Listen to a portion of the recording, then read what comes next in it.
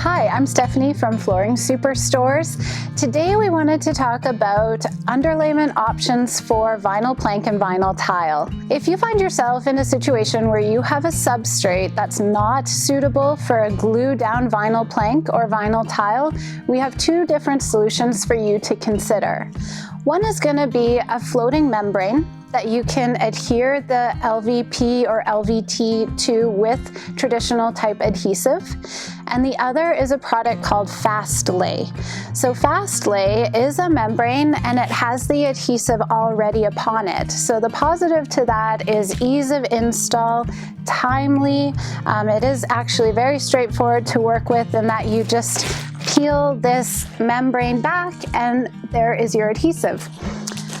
Both options are really well suited for multiple reasons. You have minimal subfloor prep or no need for an additional layer of substrate. But also, if you find yourself that you would like to remove the flooring and maybe do another renovation in a short period of time, it's that straightforward. We wanted to share with you today a time-lapse video of flooring that we had here in our store, and we've begun renovations and we were able to easily remove that glued down and grouted vinyl tile in under 15 minutes.